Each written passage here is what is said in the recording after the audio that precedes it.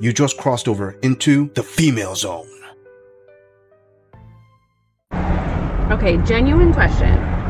Where do I meet men at? Okay, I don't want to be outside. I don't want to be known as an outside girl, but I feel like I have to go to bars to meet people. I realize I go to the gym, but nobody comes up to me in the gym. I know there's this like unspoken rule that you can't pick up girls at the gym. I would love that. I would love if men came up to me at the gym, because that means we automatically have something in common. But that's just not going to happen. So like, how do I meet men in the wild? I don't want to be on a dating app. You hear my frustration? I just don't want to be out at bars drinking all the time. And I don't want to be that girl outside drinking all the time, because no man wants to date the girl outside drinking all the time. But that's where I'm supposed to meet him. Help. Are you pondering what I'm pondering? You know, fam, I'm just going to say it. What is the point in men saying over and over and over again what women should have done in order to meet the man of their dreams? Because it's pointless, really. How many times are men going to say, hey, you know, when you're young, when you're in high school, the guys in your area, your high school sweetheart, vet him out there because you're young and both of you can make a connection. And if you get married there and you dedicate yourselves to each other, that's where it works out in the long term. That's how your grandparents did it. That's how your great-grandparents did it, and so on and so forth. But no, you women just ignore that. Ignore anything men have to say, and then you go out and you listen to the womanist, and then you go out there and you decide, hey, you know what? My youngest years after 18, which are the best years I can give to a man, I'm going to spend that partying. I'm going to go out there and live my best life. Do what I want to do. Date like a man. Rack up that mileage. And then when I'm ready to settle down, I'm going to start asking the question, where do I find men? Where do I meet men? OMG, why am I so lonely? And sweetheart, no man is going to risk his gym membership just to go up to talk to you to get rejected. But don't worry. So at this point, you might as well hang out at the clearance section where you belong so men can pick you up on the cheap. Before we move on, I want to say thank you, fam, to all of my subscribers for supporting this channel. I truly appreciate all of you who leave comments, who like my videos, and share them on other social media platforms. I truly gotta say thanks, fam. If it wasn't for you, I wouldn't be here. And for those of you who haven't subscribed yet, I thank you for tuning in, and I hope you decide to hit that subscribe button. Moving on. We're doomed. We're doomed. I just had a conversation with a man who has to be in his late 40s, and he proceeds to tell me that men are the prize. Men are the prize. And he is someone who I thought was like a well-rounded dude, you know, decent, you know. So I thought. So then I asked him, what makes a man the prize? The man told me everything in the book but what makes a man the prize. Oh, that's how society is. Oh, that's how it's always been. Look at the Middle Eastern, look at the Egyptians, look at the... Shut the fuck up. How is a man the prize? Tell me. They can't tell us. They can't tell us, but they swear they're the prize. We're doomed. Game over, man. It's game over. Really, sister? So tell me something. Tell everybody who's watching. You said that the man said everything in the book that makes the man the prize except what makes the man the prize. So what makes the man the prize then? I mean, you're the expert, aren't you? He said he told you everything. So basically he gave you a bunch of facts and you decided that you were going to reject all the facts. He says, look at the Egyptians, you look at everything. Why don't you just look at modern society? Who built it? Who maintains it? Who keeps it running? Who earns the most amount of money? Who enforces the laws? Who protects you? Oh, let me guess. Everything I said doesn't make the man the prize. They tell you everything except what makes the man the prize. So, oh, I get it. So basically men have to tell you something that makes your feelings feel that the man is the prize. And that's what makes him the prize, right? Not all the facts, because the hell with the facts, because they can't tell us anything but facts. That's all they're giving us, facts. They haven't told us the one true thing that makes men the prize, which is something that moves your feelings. I mean, the only reason I would agree that we would be doomed is if, like, society decide, hey, let's abandon all logic and reasoning and go with what women prioritize, feelings. We'll run society completely on feelings, and then we're not doomed. Sweetheart, in that little video that you did, I didn't see not one point that you made that would solidify how men are not the prize, or how women are the prize, or what makes the man the prize. This is just the other result of you not wanting to accept reality, and wanting everybody in your comments section to pat you on the back and tell you, you go girl, you're the prize, because my fifi say so. Moving on. I just left my son's graduation, and every time I do something like this, it hits me a little hard, and it's not because I'm like sad or anything. I cried. I was so happy. Like, it was one of the best moments ever. But every time this happens, my son has a dad, okay, a great dad. and a stepmom and grandparents and a whole family on that side. And so it's always like Christmas things, graduations, or whatever. He has all these people there, like from his dad's side, siblings. Anyways, I always feel so small because it's always just me. And like, this is by choice, you know, I've had, sorry. Anyways, it's like, I don't know, it's just hard being a single mom sometimes when it's not like you're competing with the other parent. It's just like, I wish I could give you, you know, that, but I'm gonna shut up now before I really start to cry. All right, so let me get this straight. You are sad and upset because your baby daddy is an outstanding baby daddy. You're sad and upset because he's a good father. He's got a supporting family. He gives your kid everything he needs. Basically, it sounds like you had a great guy. I think the question is, why didn't you make it work out with the guy? Because it seemed like you had the whole package right there, honey. And I'm sorry to say it, even though we are not there, we don't know exactly who left who, chances are you left him. Why do I say this? Real simple, because I've seen thousands upon thousands of videos already to pick up on the clues. And the number one clue is, you didn't say that he left you. You didn't badmouth your baby daddy in the most minimal way. So usually when the baby daddy leaves the baby mama, or he's the biggest cause of it not working out, women will always say that first. They'll point it out because it makes it easier to garner more sympathy. And that's what you're trying to do with this video. Get more sympathy for you because you can't provide all the things your baby daddy's providing. So again, how is it that you're trying to make this about you? About, oh, I'm so sad because I can't provide everything. In other words, you want the tears to come for you. I'm sorry, but there are a bunch of single moms out there that would scale Mount Everest to get a guy like that. I mean, Queen, I'm sorry. If you want people to feel sorry for you, it's not working. Moving on. I don't know, it just sucks. Like, I'm feeling sick, and every time they break up with me, which happens all the time, you guys. Like, I start talking to somebody, and then they don't like me anymore.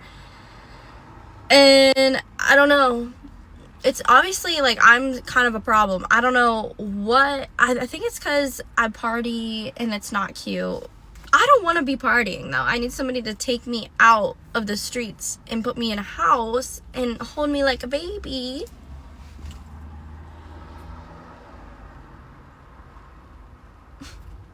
It's a weird time to be alive. That's all I have to say. It's so weird out here, and I'm, like, sick. And it hurts my heart. Like, I'm like, what is wrong with me? Why me? And then I have to, like, lock back in for a sec. Like, bitch, you're fine. These are not your husbands. They don't really think you're, like Keegan, my bestie, my homegirl, all the girls at work, they look at me, my clients, they look at me with love, and they're like, you are so special. And I'm just like, oh, a rat off the street, I'm taking you home, I'm gonna transform you, why am I gonna cry? It's on abandonment issues. I hate when people leave me. Like, I hate that. So stop leaving me.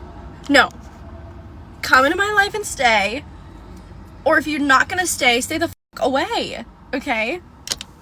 Yeah, but the hose! Oh, what? It's too hard to get the hose. Oh, damn, man. This is like seeing a flare gun go off in the middle of the woods. So we got a 304 here crying and begging on TikTok, please, some man, come over here and turn this 304 into a housewife. Pull the streets out of me and put me into a home and make a decent woman out of me. Sweetheart, it don't work that way. Once a proper garden tool, always a proper garden tool. Sure, we could argue that, you know, your 304 phase goes dormant for a while, and you decide, oh, I was a 304, I was racking up the mileage, I was trying all the different sausages, but that's the past. I'm a reformed new woman now. I am ready to settle down. I'm ready to be a housewife. I'll be faithful. You can believe me. Sure they can. And you know what the sad thing is? There's always gonna be a blue pill beta simp out there who's gonna believe it. Almost always a guy who has very little experience with women, or is just so lonely and so desperate that she catches him at the right time and she goes into her comedian phase. She found the guy who's got the potential that she needs. She's like, oh, well, I just have to act the part until I get married. And then I'll let my true colors come out. But don't worry, sweetheart. After about 3 to 4 dozen more Chads have their way with you, you're probably worn out enough to give a simp a chance. Moving on. I have a message to men as a woman in her mid-30s who is dating And this goes for men all the way from their 20s through their 40s. These are the men that I have dated. Across the board, what I have noticed is that you all try so hard to perform, to impress, to have the perfect body, to make the most money, to have it all together. You know, it's like the mating game where it's a competition almost for you all, and you have to be at your peak and you try so hard. And it seems counterintuitive, but that's actually, to me anyway, and maybe I'm different, but I don't think so, it is the most unattractive thing you can do. It's the men out there who are in touch with their feminine, and I don't mean a weepy, weak feminine. I mean something much deeper than that. It's their ability to receive and not have to earn and work for love and respect and pleasure. When they can just be present and let go and be in the moment and be vulnerable, be intimate, be soft, that's when you all are at your peak. It's kind of like watching a musician on a stage performing and trying so hard to be liked versus watching a musician on a stage who is just in their own world, emitting their soul to everyone, no matter what other people think. Which one is more alluring? Which one is more attractive? I feel like modern dating, what I'm seeing is that men have been taught from a very early age that they have to work hard to earn love, to earn respect, to be the winner. It's like a dog-eat-dog world kind of thing, have the perfect body. I mean, it's really shocking. It's really intense. I don't need the trip to Paris. I really don't. I don't need the elaborate dinner. I would much rather have real connection on a couch or at a picnic for free, by far. And it kind of goes in the bedroom too. It kind of goes in every field of your life. If you're trying so hard, it kills the moment. Everyone can feel it. Everyone can feel it when that musician on the stage is trying so hard to be impressive. Whereas if you just let go and let that move through you and you step into that feminine aspect of yourself, meaning you know how to just be present and allow something, the magic of the moment basically, to take over rather than you, that's when you're at your peak. Please remember this and show up authentically as yourself, because that is the sexiest thing of all. That is the most mature thing of all. And it seems counterintuitive, but it is actually the most masculine thing of all. Please, I'm begging you. Okay, bye. Hold up a second. Did this queen just give advice to men, saying to men not to work hard, not to work on themselves, not to work on self-improvement, not to go to their full potential and just go with feminine vibes, be in the moment, be all in the feels, and that's what makes him super attractive and super everything? Sweetheart, the only woman who's going to demand that a man be feminine is a masculine woman. When you're saying that, well, I don't think I'm that different, well, you know what? I think you're onto something, because modern women tend to be a lot more masculine and a lot less submissive. But one thing this girl can tell you, a relationship with that kind of man, that's not going to last the distance. That's not going to go very far, because you becoming the masculine aspect of it, going with a weak man, meaning that you're be the provider, you're going to be the one up there doing everything, making all the moves, making the money, basically taking the number one provider role. You're not built for that long term. I don't care what you say, because your feelings now don't mean crap, because 5 years down the road, hell, 5 hours down the road, your feelings are going to change. And there are plenty of men out there that'll say that, hey, women who provide for men get tired of providing for men,